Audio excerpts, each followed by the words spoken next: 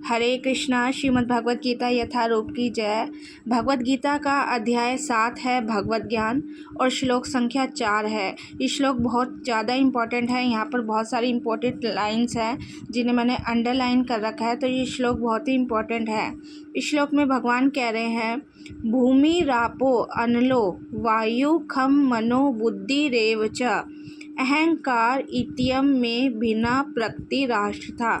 अगर आप श्लोक यहाँ से नहीं पढ़ सकते तो आप श्लोक यहाँ से भी पढ़ सकते हैं। तो इस श्लोक में भगवान कह रहे हैं, पृथ्वी, जल, अग्नि, वायु, आकाश, मन, बुद्धि तथा अहंकार, ये 8 प्रकार से विभक्त मेरी भिन्ना अपरा प्रकृतियाँ हैं।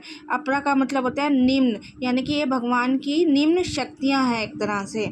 इसमें इसके तात्पर्य में बता रहे हैं, ईश्वर विज्ञान भगवान की स्वाभाविक स्थिति तथा उनकी विविध शक्तियों का विश्लेषण करता है।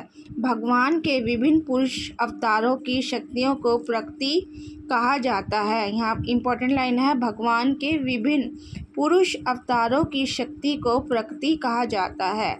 इसमें बता रहे हैं, सृष्टि के लिए भगवान कृष्ण का सारांश 3 विष्णुओं का रूप धारण करता है।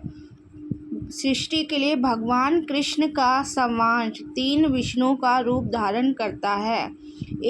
पहले हैं महाविष्णु, जो संपूर्ण भौतिक शक्ति महत्व को उत्पन्न करते हैं। दूसरे हैं गर्भोदक्षाई विष्णु, जो समस्त ब्रह्मांडों में प्रविष्ट होकर उनमें विविधता उत्पन्न करते हैं।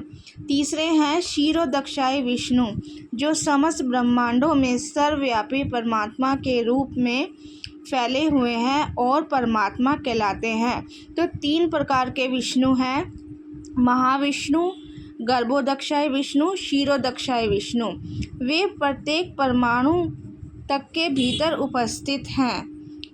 जो भी इन तीनों विष्णु रूपों को जानता है वह भवबंधन से मुक्त है। तो ये बहुत ही इम्पॉर्टेंट श्लोक है। ये श्लोक बहुत बड़ा है, तो मैंने मेन लाइन्स आपको पढ़ के सुनाई हैं। तो जिसके पास भगवत गीता है आप ये श्लोक रीड कीजिएगा। हरे कृष्णा।